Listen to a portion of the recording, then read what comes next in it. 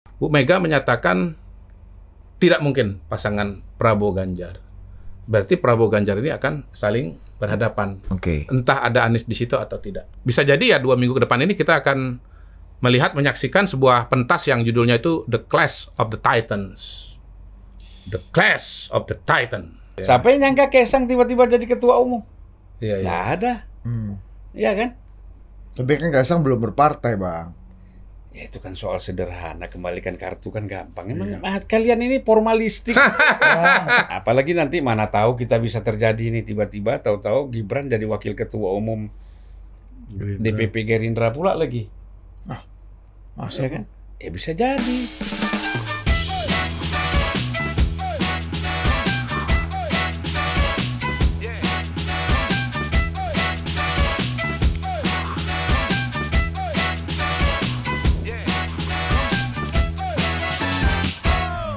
Nih ngomong-ngomong soal gawat nih. ini yang paling baru. Terbaru. Iya, iya, iya. Pak Jokowi udah ketemu dengan Presiden SBY. Iya, iya, iya. Iya. Iya. Ya kan? Ini 1 jam di istana. ya, 1 jam di istana ini biasanya Pak SBY dulu tahun 2004 masih ingat nggak lagunya apa? Apa? 30 menit. Nah, ini udah naik nih. 1 jam. Iya, 2 kali jambrut. Tiga kali menit. Iya. Dan hebatnya memakai bahasa Bang Zulfan, orang bilang eskalasi sudah mulai naik. Makin titik didih sudah hampir mencapai hubungan antara Presiden Jokowi dengan PD Perjuangan. Nah. Kemarin di Rakernas PD Perjuangan damai sentosa, Ibu Mega diantar. Iya, Toto Tentem Koterajo, Mas Ganjar diumbang. Ada pula Mas Ganjar kan kasih posting kan lagi beradu kepala. Kalau buat hangat. saya sih itu bara dalam sekam sesuai dengan judul headline-nya Tempo sebetulnya. Bara dalam sekam kan nggak kelihatan apinya kan, tapi sebenarnya di dalam tuh panas. Ya, beda dengan bara di atas sisa, kelihatan. Iya, kelihatan. Jadi salah seorang ketua umum partai itu WA saya waktu, udah lihat nggak pidatonya Jokowi? Belum bang, saya lagi apa ya? Di PD Perjuangan. Ya di PD Perjuangan. Hebat ya. Oh, hebat apa, Chief? Itu tenang sekali Pak Jokowi. Betul, banyak orang ngomong kayak gitu. Tenang juga. sekali. Betul. Itu kalau pakai bahasanya Tempo itu bara dalam sekam. Gitu. Itu betul itu. Sekali. Iya. Padahal baru Kaisang Iya. mau jadi ketua Iya, umum iya, PSI, iya. terus Gibran pamitan ya? Iya, iya. Gibran udah bukan apa ya? ngasih info. Kasih info Iya. ke Bu Mega Ya, ya. kalau dipinang sama Pak Prabowo, tapi mukanya Jadi Pak kalau saya Jokowi- nggak mau mulai dari sana, ini saya melanjutkan dari beliau ya. Ini justru panasnya nih, dinamisnya itu hangat-hangatnya nih ke depan. Karena begini, orang kan boleh punya, misalkan begini, selama ini kan berkembang pandangan, oh itu endorsement full dari Pak Jokowi, kode keras di Rakernas 4 itu ya. Kalau saya menonton pidatonya Pak Jokowi, itu menurut saya datar sekali, flat. Untuk seseorang yang ya rumahnya di situ gitu tuh flat. Kalau saya jadi Pak Jokowi, saya setuju dan itu rumah saya pasti gegap gempita. Oke, ikuti saya, pilih Ganjar 3 kali, misalnya begitu. Ganjar. Kalau dijawab dengan hebat ya, Ganjar. Jawab dengan menang, Ganjar menang, begitu. Oh, Mr. Q operasionalisasi sampai ke yel-yel gitu. Oh iya ternyata ya. dong.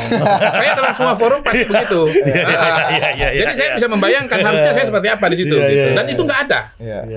Nah, yang kedua, yang disebut dengan sebagai itu kode keras, bisikan segala macam.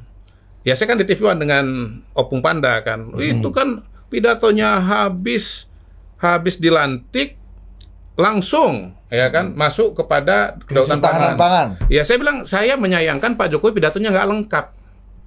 Pidatonya itu habis dilantik langsung. Kan nggak dilantik sebagai apa kan gitu. Sebagai apa itu? Jangan-jangan nanti sebagai Menteri Pertanian saya. Kan Menteri Pertanian kan lagi ada masalah kan begitu kan. Karena soal ketahanan pangan ya. Karena soal ketahanan pangan. Jadi murni diskusi pembicaraan pidato Pak Jokowi itu hanya soal kedaulatan pangan saja. Di saat tiga minggu lagi pendaftaran calon presiden. Tapi Mr. Q agak beda sama para pendukung Mas Ganjar yang ini udah solid. Makanya Udah bilang Mas Ganjar dilantik. Saya ini kan berusaha memberikan perspektif yang lain gitu ya. Cara melihat realita. Kan memang realita, fakta, peristiwa itu dia menjadi berbeda tergantung kepada persepsi kita, kacamata kita, perspektif kita. Apa yang kita Tapi kalau saya letakkan secara keseluruhan, itu pidato datar sekali menurut saya. Hambar ya, hambar. Datar sekali. Pak Jokowi seperti, oke, saya ngomong kedaulatan rakyat aja. Gua nggak nyentuh sana ke kanan kiri. Kedaulatan pangan. Kedaulatan pangan. Dia nggak nyentuh kanan kiri. Di saat tema utamanya adalah pemenangan pilpres. Ini nggak nyambung sebetulnya. Pak Jokowi ini nggak lock in. Nyempis PSI ini. Nggak lock in dengan suasana kebatinan dan tema yang dibawa oleh PDI Perjuangan tuh nggak lock in gitu. Itu satu. Yang kedua, Kaisang jadi ketua PSI begitu. Ketua umum. Ya, ketua umum PSI. Itu kan artinya PSI ini akan ikut dalam pertarungan pemilu legislatif dan kemudian akan menjadi peserta pemilu gitu. Nah, PSI dari dulu saya katakan ini relawan dengan baju partai politik. PSI itu adalah relawan dengan baju partai politik. Dia beda 11-12 dengan Projo, dengan apalagi gitu. Dia tegak lurus kepada Jokowi gitu loh. Jadi kalau nanti sementara dari segmentasi PSI ini mirip dengan PDI Perjuangan. Kalau PSI besar, ini kemana yang akan kemakan suaranya? PDI Perjuangan. Lalu kemudian Pak Jokowi ketemu dengan Pak SBY, ya orang apa? Nemesis. Wah itu nemesisnya Ibu Mega gitu. Bu Mega bisa ketemu dengan semua. Yang nggak bisa ketemu tetap dengan SBY. Yang saya pernah ceritakan di edisi terakhir, bagaimana seorang Hatta Rajasa mau jadi calon wakil presidennya bagi Jokowi, batal gara-gara proposal atau satu paket rekonsiliasi SBY Mega. Damai dulu. Sebegitu alerginya Bu Mega kepada SBY. Nah, SBY diterima oleh Pak Jokowi 1 jam. Dengan Pak Jokowi ya dengan Pak Jokowi ini ya. Kalau orang ketemu 1 jam itu serius itu. Serius. Karena kalau nggak serius paling 15 menit, paling lama setengah jam. Jadi kalau yang udah pernah ketemu dengan Pak Jokowi cuma setengah jam, itu nggak panjang, itu pendek. Iya, jangan bangga-bangga kali. Jangan bangga-bangga kali kau, itu ya. Itu setengah jam itu pendek, ya. 1 jam panjang. Kalau sampai 1 jam setengah 2 jam itu akrab. Ya. Berarti gua akrab gitu. 2 jam gua. Akrab gitu. Tapi lebih ada yang gawat lagi. Kalau sampai dikasih kartu kuning, kartu merah sama ajudan, itu lebih akrab lagi. Karena habis waktunya gitu. Enggak, ini saya dengar dari Bang Zulfan. Saya cerita dari Bang Zulfan ini. Cerita dari Bang Zulfan. Iya, gitu. Mr. Q ini jadi bolak-balik bos dapat kartu merah biasanya. Mr. Q ajudan udah angkat meja tuh, Bos. Poin. Iya. Udah banget. Ya, berarti musuh Mr. Q ini bukan macam-macam protokol, Bos. Lanjut. Jadi 1 jam itu lama gitu. Nah, ini kemana arahnya? Arahnya adalah Pak Jokowi ini konsolidasi gitu loh. Terus satu lagi yang menurut saya penting dari Rakernas itu, Bu Mega menyatakan tidak mungkin pasangan Prabowo Ganjar. Berarti Prabowo Ganjar ini akan saling berhadapan. Oke. Entah ada Anies di situ atau tidak. Begitu menurut saya. Berat banget tuh. Jadi ini pakai tesis Bang Zulfan tuh. apa tuh? Entah ada Anies, entah tidak ini kan. Iya, Bang. Tapi bara dalam sekam itu terjadi. Jadi kemarin terlihat damai di Rakernas PDI Perjuangan. Beberapa pihak merasa bara dalam sekam. Masih tema bara dalam sekam. Mari. Pada saat pembukaan kita menyaksikan Mbak Puan Maharani. Pada saat penutupan saya nggak lihat Mbak Puan di barisan depan. Sebelah kiri Bu Mega, Prananda Prabowo. Sebelah kanan Oli Dondo Kambe. Hasto waktu mempersilahkan nyebut Bu Mega, nyebut Nanan, nyebut Oli Dondo Kambe, tidak menyebut nama Puan. Artinya Puan nggak ada di situ. Karena kalau Puan ada di situ pasti disebut oleh Mas Hasto. Nah, pada saat yang bersamaan Bu Mega ngomong, saya heran, saya bingung, saya kok melongo, kok ada proposal Prabowo Ganjar. Lah, saya sebagai ketua umum aja nggak tahu, gitu kan? Ini kan ibarat ada laki-laki punya pacar, perempuan punya pacar, digatuk-gatukan gitu, mau disatukan. Setuju nggak? Enggak gitu. Loh, kok masih ada yang diam? Berarti kamu setuju ya? Gitu. Jadi menurut saya bara sekam ini bukan hanya dengan pihak luar, tapi juga di dalam PDI Perjuangan sendiri. Itu gimana menjelaskan itu? Ya, apakah pernah terjadi presiden serupa sebelumnya untuk tokoh-tokoh sentral di PDI? Sama Opung Panda saya kan dibilang itu kan Bu Mega dengan Pak Jokowi nggak mungkin nggak kompak itu, turun dari tangga gandengan tangan. Ya saya bilang kalau gandengan tangan nggak mungkin enggak gitu ya. Tetapi kalau soal pilihan-pilihan kebijakan atau pilihan-pilihan calon ya bisa berbeda. Dan contohnya banyak, jangankan Pak Jokowi dengan Bu Mega.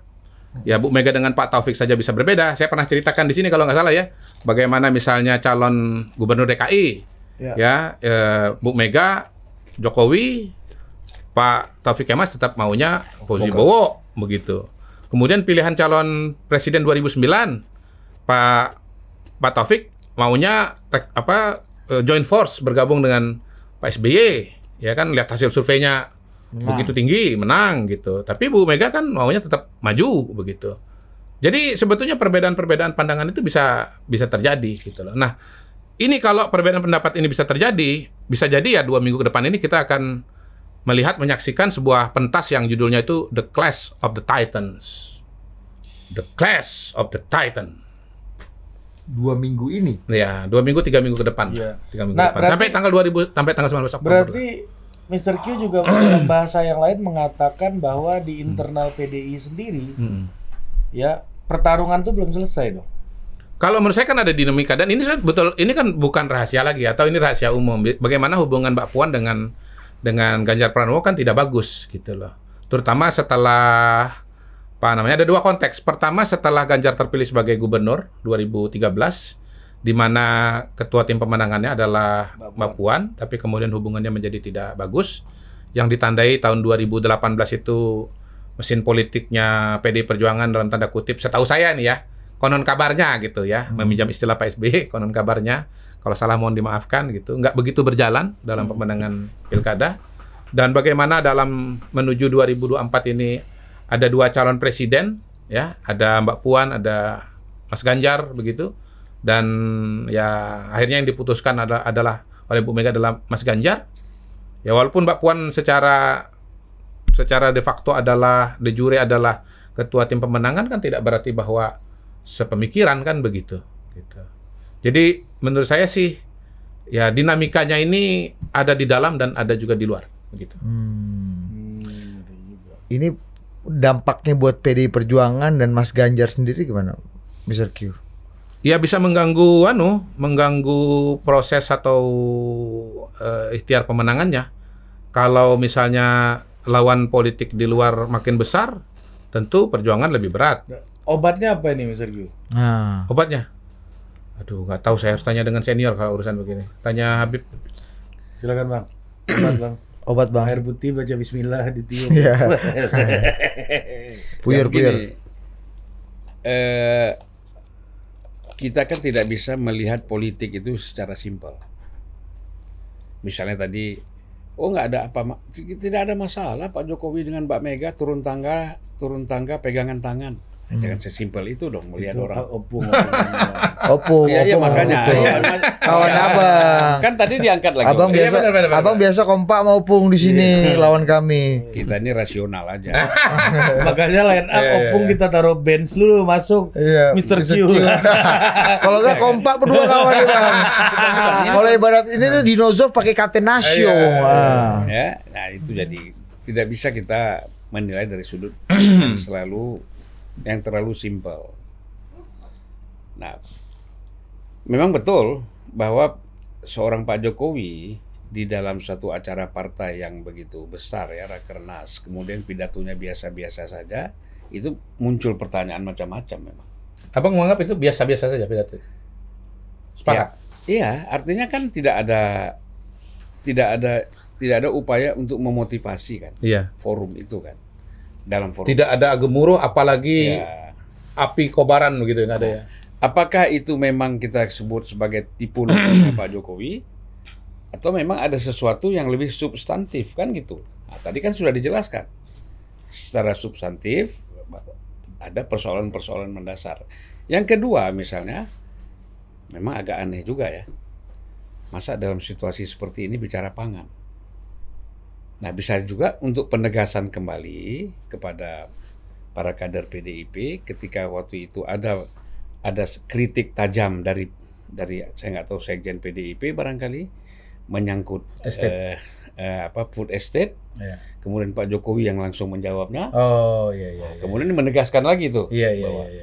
Nah, dan tampaknya isu atau justru ini tema ini adalah rekonsiliasinya dengan Pak Jokowi ya. Oh, kami sebetulnya tetap mendukung kok. Gitu kira-kira Bang ya? Harusnya. Nah. Tapi bukan nyebut food estate, tapi kedaulatan pangan. Kedaulatan pangan. Iya. Nah, nampaknya kan isu yang akan diangkat oleh tim pemenangan Ganjar ini, itu juga nanti kan yang paling utama itu adalah persoalan ketahanan pangan kan, dan demografi, ya, yang sudah dicanangkan oleh Pak Jokowi ketika acara Musra Projo di Senayan itu. Nah, sekarang kan semuanya bicara demografi, bonus demografi ya, terus masalah pangan. Saya kira memang bagus kalau memang ada kesadaran untuk semuanya bicara soal pangan ini, ketahanan pangan ya, daya tahan pangan kita ini penting sekali. Memang penting sekali. Gak ada negara yang bisa bertahan makmur, maju, sehat tanpa ada ketahanan pangan. Itu kan yang laten, Bang. Ya, yang manifest subtemanya tadi kata Mr. Q, pemenangan pemilu dan pilpresnya Mr. Q. Bedakan dong, Bang. Jadi gini, kita bicara politik ya. Kita tidak bicara. Saya tidak bicara Pak Jokowi itu apakah ke Prabowo ataupun Pak Jokowi ini ke Ganjar. Nggak ditanya juga soal itu. Yang ini Ya tadi kan, Mr. Q punya analisa tadi loh, Lah Bang. iya, artinya kan begini. Gibran ini Gibran. Kaisang. Ya. Tiba-tiba. Sebetulnya Gibran itu nanti bagian dari ini tadi, Clash of the Titan juga nanti. Ya. Tapi karena belum diputus, kita tinggalin dulu analisanya. Kaisang ini kemudian direstui oleh Pak Jokowi menjadi ketua umum PSI. Sekarang orang bertanya, masa sih PSIP? Masa Pak Jokowi anaknya menjadi ketua umum satu partai? Yang hebatnya ya, ada kalimat ketua umum suatu partai yang Nggak ada. Ada. Ya, ada dong harusnya. Yang hebatnya selama ini berhadapan secara keras dengan PD Perjuangan. Yang notabene. Ini kan bahasa hebatnya nih bahasa Abang. Coba kasih yang hebatnya dulu. Berbeda dengan PDIP. Coba kalau ngomongnya agak kenceng, apa yang agak berat itu Bang, tinggal tambahin kata konon, aman tuh Bang. Konon katanya. Atau diduga. Ya. Patut diduga. Kalau itu kan tidak usah diduga lagi, memang sudah ada banyak kan perbedaan-perbedaan. Hebat nggak tuh? PDIP dengan PSI. Bahkan saya sudah bikin judul bahwa tadi nggak PSI partai bocil. Tapi sangat mengganggu PDIP. Abang dulu. Saya merasa Bang bagian dari orang yang tidak setuju PSI disebut partai bocil lagi. Nah, apa? Karena kan sekarang dulu kok nggak ngomong gitu. Dulu emang setuju. Kalau sekarang udah partai anak presiden. Abang bikin judulnya 2 bulan lalu. Oh, sebelum itu. 2 bulan lalu gue tahu tuh kontennya tuh. Iya. Belum ya. Valdo Maldince pembicaranya. Ayo lanjut bang. Jadi kalau kita lihat apa mungkin seorang presiden Pak Jokowi merestui anaknya menjadi ketua umum satu partai, terus dia diam aja? Yang hebatnya partai itu agak sedikit ada berseberangan dengan PDIP. Gitu dong. Itu pun masih pakai sedikit. Kalian itu suka betul bikin ribut. Enggak, Bang. Ini kita bikin clear aja. Politik ini disenangi orang karena suka bikin ribut. Nada. Jadi masa sekedar lolos 4%? Nggak mungkin. Apa gunanya bapaknya presiden? Padahal Bang kita tanya teman-teman PSI gimana bro tagih bro. Kita yang penting parlemen dulu bos. Ya kan Mas Kaisang di pidato juga gitu yang Mas Q kan. Kita yang penting masuk parlemen dulu. Itulah bedanya. Nasdem aja. Nasdem aja. Katakanlah 2014 tidak disupport oleh Pak Jokowi karena Pak Jokowi belum presiden. Ya. Dengan membawa nama-nama Jokowi di gambar pesawat di mana-mana dapat 5,6%. 2019? 2019 9,6%. Naik karena? Karena Presiden Jokowi. Dan? Ya kan? usah lah. Hebatnya. Hebatnya. Bang, hebatnya Abang ada di situ Bang. Karena hebatnya saya ada di sana. Ya, hebatnya Surya Paloh memimpin pertarungan dengan mata gitu dong. Kemudian pada kita lihat pada PSI, ya, nggak mungkin. Dia paling kalau sekarang ini kita bilang di atas PDI terlalu jauh lah. Ya. Tapi di bawah Gerindra mungkin. PSI Bang. Iya dong. Di bawah Gerindra pasti Gerindra nomor 2 Bang. Gimana nomor 3? Nomor 3. PSI ini nomor 3 saya yakin. Salah-salah nomor 1 nanti. Abang ini terlalu pesanan lah Abang lah. Dulu. Kita ambil contoh Demokrat. Terlalu pesanan lah Abang ini komentar. Jangan gitu-gitu amat Bu. Bukan. Udah pesan nama Cheryl Tan sih. Gue curiga. Tipis-tipis lah Bang. Artinya, dengar dulu analisanya dulu, argumentasinya Bang. Hebat ya. Argumentasinya bahwa orang kan bertanya. Sekarang kan pasti mesin-mesin politik itu kerja. Iya kan? Mesin-mesin itu politik itu kerja. Orang-orang yang selama ini loyal kepada Jokowi, orang-orang selama ini memang bukan sekedar loyal lagi, memang pemilih dia yang 18-20% itu. Kemudian bisa jadi nanti semua kekuatan-kekuatan yang selama ini tadinya masuk ke mereka memenangkan Ganjar tapi tidak memenangkan PDIP. Ya. Nah, mereka bisa di mana ada simbol-simbol Jokowi ini kan penting. Jadi Kaisang itu kan dianggap simbol Jokowi, ya. Jadi kalau dalam agama kan ini Ka'bah kan gitu. Nah, Ka'bah ini kan simbol. Bang? Ya Ka'bah simbol. P3 dong. Hah? Ya salam, ya Sandi. Udah ada lagunya. Lagunya kayak gitu Bang. Harusnya P3 itu ganti simbol tuh, jangan pakai Ka'bah lagi. Ya kan? Nah, apa usulnya Bang? Ya ganti bulan bintang aja. Bulan bintang. Udah ada Masumi. Hah? Udah ada partai Masumi. Kan PBB. PBB. Oh iya, tapi kan nggak bisa diambil. Oh, nggak bisa diambil. Ya, pakai apa? Dibalik lah bulan Hajar Aswad, Bang Hajar Aswad. Ya kan? Diambil lah yang lain-lain itu. Udah lanjut. Nah, jadi kalau kita lihat di sini memang karena ini menjadi simbol, otomatis kan orang akan Jokowi nggak lagi maju presiden. Kan nggak maju presiden lagi nanti. Jangan haha terus kok. Nah kemudian apa? Ya kita besarkan partai-partai yang didukung oleh Jokowi. Mungkin bukan satu, bukan hanya PSI bisa jadi. Ya Pak Jokowi bukan PSI aja. Jadi kan dia memerlukan beberapa partai itu kan leading kan. Ada Gelora, misalnya. Yang segmen Islam ya. Oh, Gelora tuh binaan Pak Jokowi juga, Bang. Bukan binaan. Kalian ini selalu pendekatannya intelijen. Bang. Bukan kalian dia, Bang. Aku enggak, Bang. Abang bilang Pak Jokowi membesarkan. Berarti kalau besarkan dibina. Abang jangan pukul rata semua ini begini. Artinya kan sama dengan dunia usaha kan. Kita kepingin bagaimana ada.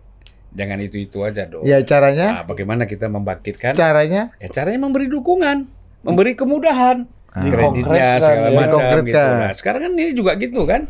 Cari jalan keluarnya bagaimana? Ya itu udah di atas dari dibina dong. Hah? Udah lebih konkret dari dibina itu Bang. Yang mana? Itu bahasa Abang tadi dicarikan solusinya, kreditnya.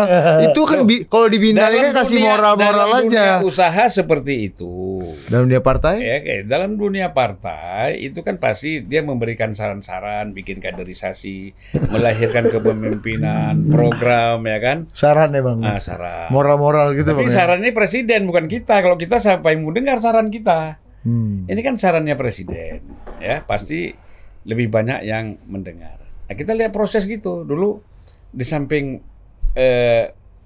Pak Jokowi itu juga memperhatikan bagaimana si ini besar menambah suara ya PDIP, tapi Nasdem juga dipikirkan sama dia, gitu lah. Oh iya betul. Nah, kalau sekarang kan artinya bahkan dulu Nasdem dianggap akan jadi sekocinya Pak Jokowi yang kemudian Golkar juga dianggap jadi sekocinya Pak Jokowi. Semangat dan semangat itu ada di dalam Nasdem bagaimana Pak Jokowi menjadi ketua dewan pembina pertimbangan ya kan. Bukan ketua umum. Bukan pertimbangan dulu. Oh. Kalau ini langsung ketua umum aja kemana? Kan Surya Mas Paloh? Kaisang langsung ketua umum. Lain lah. Itu kan karena Giring kan seniman. Iya kan? Bahasa gitu. Kau nih kemana harus ketemu kemana Surya Paloh? Iya. Masih bela kawan juga. Bukan, kalau misalnya langsung Pak Jokowi masuk ketua umum Nasdem waktu itu Surya Paloh kemana? Iya, abang kan Ini kawan kan abang masalah ini pidato-pidato penting buat Surya Paloh. Nah, jadi Nggak nih bang, langsung singkat. Itu the clash of titans itu bakal terjadi nggak? Perang Baratayuda ini bakal terjadi nggak dalam waktu 2-3 minggu ini? bisa Melihat. jadi. Bisa. Makanya saya katakan 2 minggu ini kan kita nggak tahu apa yang terjadi. Kalau kita membaca, kalau pakai istilah tadi api dalam sekam tadi, ya itu Bara bisa, dalam sekam. bara dalam sekam itu bisa sangat mungkin gitu karena kita melihat gerak-gerik politik yang ada sekarang ini, ya seperti misalnya tadi kita diskusikan misalnya siapa ketua tim pemenangannya Arsyad. ya Arsyad ketua Kadin, dia menjadi ketua Kadin itu banyak peran Pak Jokowi di situ super dominan, ya kan. Kemudian dia sekarang menjadi ketua tim pemenangan Ganjar. Dan itu kan walaupun ada endorse dari dalam, tapi kan nggak mungkin juga Pak Jokowi paling tidak sowan kan. Nah, kalau Pak Jokowi bilang ya silakan, kan pasti dia jalan gitu. Tanda-tanda lain ada projo. Nah kita nggak tahu Seknas Jokowi ini kena sentil atau nggak kemarin itu, ya kan. Pak Jokowi hadir di Seknas Jokowi misalnya, pidato kan soal pengarahan dan macam-macam. Bahkan apa ya yang disampaikan Pak Jokowi di situ? Ya itu intel itu. Nah soal intel itu, ya artinya Seknas kan Ya, perangnya gimana perangnya nih? Perangnya. Seknas kan terbelah tuh, dia total ke Ganjar kan gitu. Oh, Seknas Ganjar ya bang? Ya, waktu diskusi sama ini kan. Jadi relawan Pak Jokowi itu ada 2 macam. Ada yang berafiliasi dengan partai politik, ada yang tidak berafiliasi.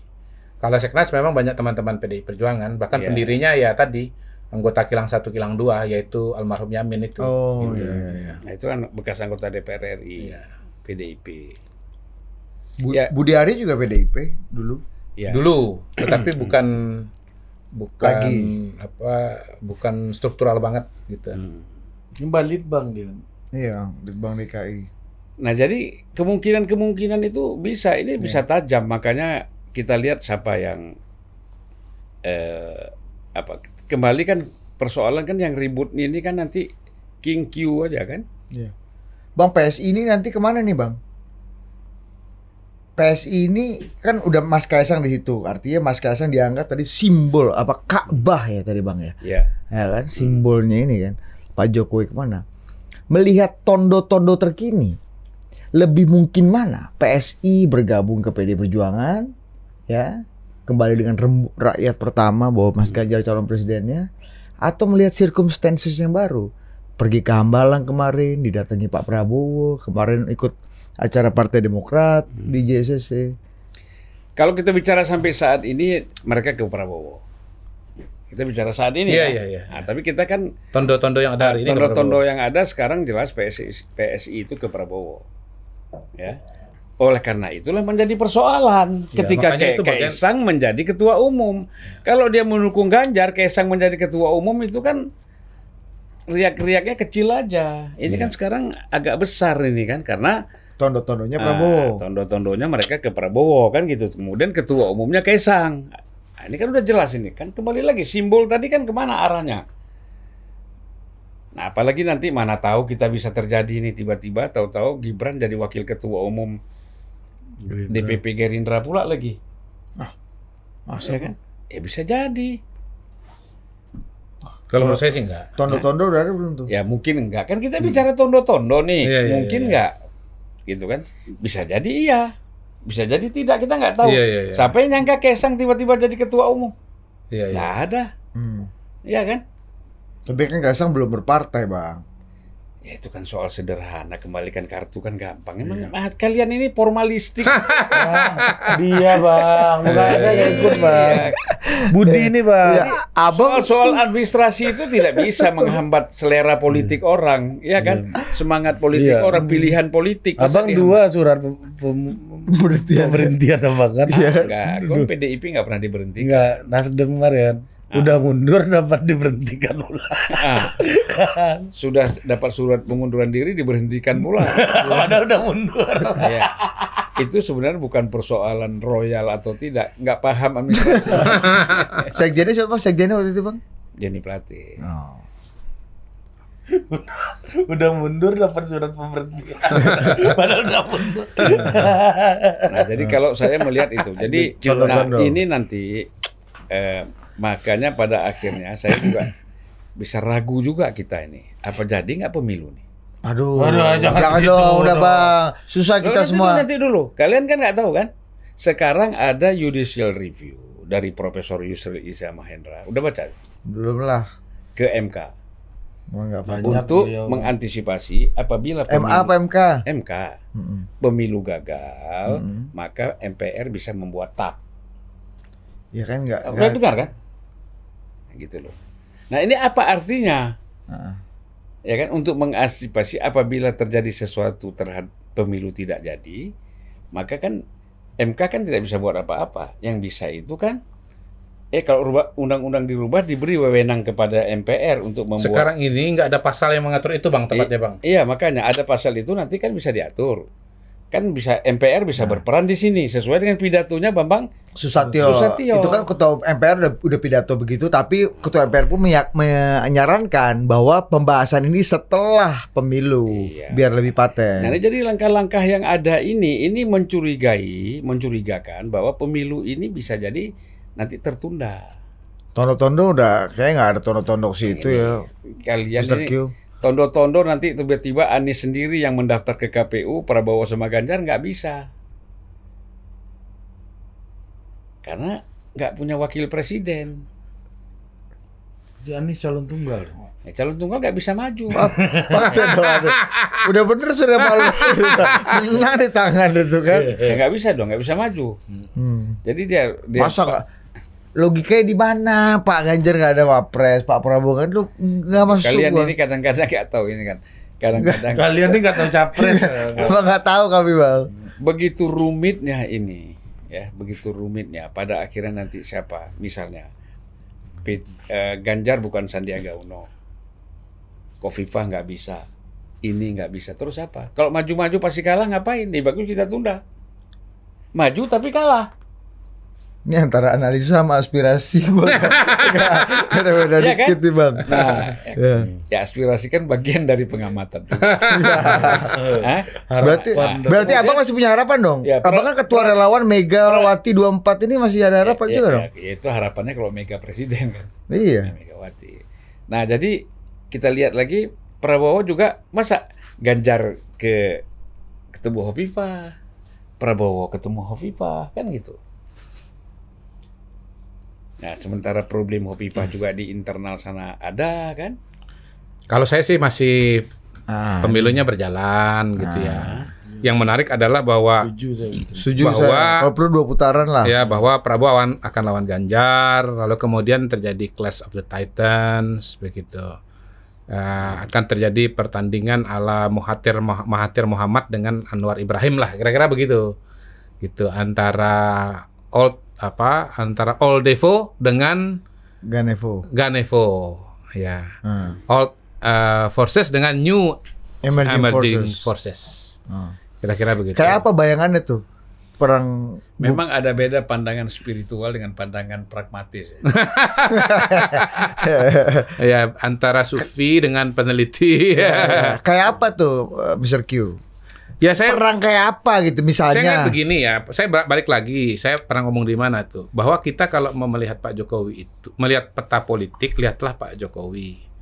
Lihat Pak Jokowi itu, lihatlah beberapa poin pokok dari dia. 1, dia mau Indonesia maju 2045, targetnya itu. 2, syarat menuju ke sana formulanya sudah ada, infrastruktur, digitalisasi, hilirisasi, pembangunan SDM yang di dalamnya itu adalah pangan, energi, pendidikan, kesehatan, kemudian ibu kota baru. Nah, dia akan bersikeras bagaimana 5 hal ini dilaksanakan agar Indonesia maju itu betul-betul tercapai. Nah, pertanyaannya kan siapa yang paling konsisten, paling komitmen akan melaksanakan ini, begitu loh. Pertanyaannya itu. Nah, semua langkah-langkah politiknya menurut saya adalah turunan dari memastikan bahwa Indonesia Maju 2045 dan formulanya ini dijalankan gitu. Nah, siapakah calon presidennya, siapakah calon wakil presidennya, itu sebetulnya turunan dari ini. Nah, turunan itu menurut saya tidak tunggal. Tidak tunggal. Ada beberapa skenario. Skenario A, skenario B, skenario C, skenario D gitu. Dengan gradasinya masing-masing gitu. Skenario A adalah ya orang yang bisa menjalankan ini 100%. Skenario B yang bisa menjalankan 90%. Skenario C yang bisa menjalankan 80% gitu.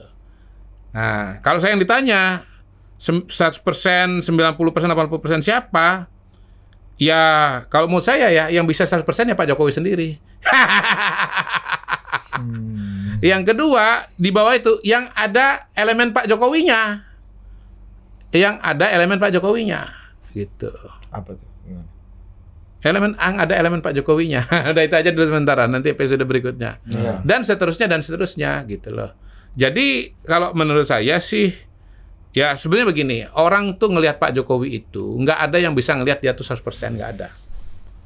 Orang itu punya pandangan mengenai apa yang dipikirkan dan dilakukan Pak Jokowi itu ada yang 30%, ada yang 25%, ada yang 40% gitu. Yang tahu 100% itu cuma dia sendiri gitu. Sama Tuhan. Nah, ya itu kalau itu nggak usah disebut Bang, itu udah pasti itu Bang. Kan ilustrasi saya kemarin ya bahwa Tuhan pun nggak tahu kan. Oh iya. Jadi ilustrasi kemarin Bang, dia ini melakukan permainan catur simultan dengan 9 ketua partai gitu. Nah, antara partai A dengan partai B nggak tahu tuh pembicaraan atau pertarungan antara permainan antara Pak Jokowi dengan partai tetangganya itu nggak tahu gitu. Jadi mereka ini cuman parsial semua aja. Yang tahu keseluruhan peta pertarungan dengan 9 ini ya Pak Jokowi itu sendiri. Termasuk dengan Pak SBY hari ini. Iya, kita nggak tahu kan dia ngomong apa kan. Tapi saya cuma bisa mengatakan kalau dari durasi 1 jam itu pasti serius gitu loh. Pasti serius itu. Juga dilihat dari peristiwa dan momentum ya. Baik Partai Demokrat bergabung dengan Pak Prabowo maupun ya bagian dari dinamika lain-lainnya gitu. Kan ini peristiwa nggak bisa berdiri sendiri. Ya kan tondo-tondo tadi itu. Kan namanya tondo-tondo kan bukan tondo saja kan, tondo-tondo gitu loh. Nah, semua ini menuju kepada suatu formasi di mana Pak Jokowi ini kemudian sudah punya format atau punya pikiran-pikiran gitu. Yang mungkin ini sedang dibicarakan atau dinegosiasikan dengan, kalau pakai ilustrasi saya kemarin lagi, kalau ini permainan catur dengan Judith Polgar kan begitu. Permainan dengan Judith Polgar gitu. Melawan Utut Adianto. Ya, karena Judith Polgar inilah yang kemarin itu memegang kunci bahwa ya calonnya ini gitu. Yang ketua umum adalah beliau gitu. Bahkan Anandanya sendiri, putrinya sendiri punya proposal pun juga ya aku nggak tahu gitu kan. Aku melongo gitu. Judith ini. Iya, Pak Ibu Judith ini gitu. Ibu Judith ini punya pemikiran sendiri gitu. Dan saya ngelihat Pak Jokowi ini kan sudah transformasi dari seorang presiden menjadi seorang tokoh politik besar. Dia punya 2 elemen kekuatan. Pertama itu dukungan masyarakat, yang kedua dukungan elit politik. Nah, saya percaya bahwa mayoritas elit politik itu berada di belakang Jokowi, gitu ya. Dan kalau survei, kalau masyarakat sangat mudah, lihat aja hasil survei, 80% mendukung dia, gitu. Nah, kalau puas, maksudnya mendukung dia itu maksudnya puas gitu. Jadi ya pertanyaan kepada Bang Zulfan tadi, PSI itu bisa dapat berapa persen? Kalau belajar di pengalaman Partai Demokrat tahun 2004 di mana ada Bu Ani, itu Partai Demokrat bisa jadi 8%. Nah, kalau bicara potensi hari ini pasar Pak Jokowi, pasar PSI itu 80% masyarakat Indonesia yang puas kepada Jokowi. Besar sekali pasarnya. Jadi batasnya sampai kemana ya tergantung kerja-kerja politik mereka gitu. Tapi balik lagi kepada cerita kita ini, The Clash of the Titans, ya pada hari ini antara Super Grandmaster Jokowi dengan Judith Polgar, ini akan menjadi epic battle, kira-kira begitu. Ya kalau nggak ketemu ya berarti kan head to head. Head to head. Dan head to head itu karena ini adalah Oldevo Ganevo ya, Nevo, sorry, Oldevo, Evo dan Nevo ya, bukan Ganevo. Ganevo itu ya, gamesnya pertandingannya ya. Oldevo lawan Nevo gitu. Ya kita lihat nanti. Antara juara baru dengan juara lama itu dimenangkan oleh siapa? Nah, karena Mr. Q udah berbicara soal The Clash of Titan ini, Bang. Silakan Abang tutup dulu dengan cerita Firaun kita ini, Bang. Silakan, Bang. Kasih batuk dulu biar kayak suasana khotbah kan. Di Indonesia ini nggak relevan lagi kita bicara Firaun. Karena terlalu banyak Firaunnya. Jadi kita kan Firaun ngomongin Firaun. Firaun itu harus satu ya. Ya harus satu. Kalau udah terlalu banyak kita udah nggak bisa menganalisis lagi. Jadi sebenarnya kita harapkan itu aja lah. Bahwa kalau bisa jangan terjadi konflik-konflik ya, betul. yang tajam, konflik yang dikhawatirkan tadi oleh Abang bilang nggak jadi pemilu. Mr. Q. Lo ya itu mencegah terjadi konflik itu ya bisa jadi pemilu nggak jadi. Jadi zaman Firaun ada konflik nggak, Bang, waktu itu, Bang? Hah? Zaman Bukan konflik besar. lagi, besar-besaran lah itu. Ya, coba. Itu tesis beliau, Bos. Daripada berkonflik lebih baik batal pemilu coba kan? Ya. Hah? Jadi begini. Ini kan kan pertimbangan. Kalau informasi intelijen sampai kepada Pak Jokowi misalnya, atau kepada Panglima TNI, kepada Kapolri, bahwa ini kalau pemilu kita selenggarakan, misalnya kan ada informasi intelijen ya, nggak tahu kita dari mana, asing atau lokal, bahwa akan terjadi kerusuhan yang total, lebih bagus kita tunda dulu. Kan gitu. Nah, daripada korban terlalu besar misalnya. Itu bisa terjadi. Kita kan nggak tahu. Kok kan bukan Intel kau, makanya kau nggak tahu. Nah, yang tahu itu Pak Jokowi. Yang Intel Abang. Pak Jokowi itu tahu. Ya. Nah, jadi ini kan kemudian apalagi ada suara-suara supaya Pak BG minta dicopot. Itu kan dari Ade Armando kan. Gitu. Jangan nanya ke kita nggak tahu. Nggak kan kalian pasti nonton udah. Nggak tahu ya? Nggak tahu. Abang aja apa cerita dulu, apa permintaan Bang Ade? Lah ada di video, nanti aku kirim lah. Nggak, Abang aja kasih summary gimana? Iya, alasannya bahwa tidak netral ya. BIN kan nggak boleh netral, Bang, harus berpihak ke presiden. Bukan, artinya kan dalam konteks dia betul loyal kepada presiden. Tetapi di dalam lihat situasi politik itu jangan ada keberpihakan kepada salah satu kekuatan politik. Hebat juga ya BIN kelihatan. Ya ini kan Indonesia, Bos. Dulu kan kita kalau didatangin Intel di Cilosari ya kan, di HMI itu Bapak dari mana? Dari Bakin katanya. Buktinya apa Pak? Ada pistol sini. Harusnya kan nggak dikasih tahu ya kan. Intel yang terbuka memang di Indonesia. Dari dulu ya Bang. Transparan. Dari dulu berarti ya. Mudah. Intel demokrasi Bang ya. Dan lucunya kawan-kawan aktivis dulu sudah tahu itu Intel, dia masih berbuat sesuatu yang bertentangan, makanya gampang ditangkap. Kasih dulu contoh cerita misalnya. Loh banyak kan kawan-kawan kita aktivis sudah tahu kan di depan tuh banyak Intel. Dia pidato, ya kan, sekeras-kerasnya anti Pancasila, anti Soeharto segala macam. Ya begitu turun pasti ditangkap loh. Sebut nama kawan abang ya. Nggak boleh. Kelakuan memang dikreasikan ya. Sebenarnya begini. Dulu itu aktivis kalau ditangkap lalu kemudian dibina. Jadi kamu tuh maunya apa deh? Mau sekolah atau apa? Sekolah lah keluar negeri. Biasanya keluar negeri. Itu cara mudah mendapat beasiswa gini Bang, tanpa LPDP ini ya Mr. Q ya zaman dulu ya. Rizal Ramli segala macam di Po Alam itu kan bisa sekolah karena demo di depan Intel ditangkap, habis itu udah sekolah aja ya. Habis itu adik-adik nurut. Jadi beasiswa itu ternyata ada dua macam. Pertama dari donor asing, yang kedua lewat demo. Oh Bang RR pakai metode itu ya. Iya. Ya kalau saya sempat lah ditawarin jadi calon anggota DPR, Nah, tuh. MPR. Nah, kan? itu dia. Kenapa Abang Ya, nggak mau? tapi bukan bukan dari intelnya, dari bos-bosnya langsung lah. Iya. Ya, kita kan lebih senang jadi aktivis. Bosnya Intel siapa, Bang? Zaman itu, Bang. Ya nggak usah tanya lagi lah. Oh, teknis pertanyaan kau. Iya. saya Masa Intel. kita bicaranya Nggak ngerti aku. nggak usah. Pokoknya makhluk itu ada. Oh ya, invisible hand ya. Sama kayak kita tanya, aku digoda iblis yang mana, kan bingung juga. Udah, nggak usah. Jadi itulah. Oke. Kira-kira Pemilu jadi antara Fir'aun dengan iblis ini susah dibedakan. Eh.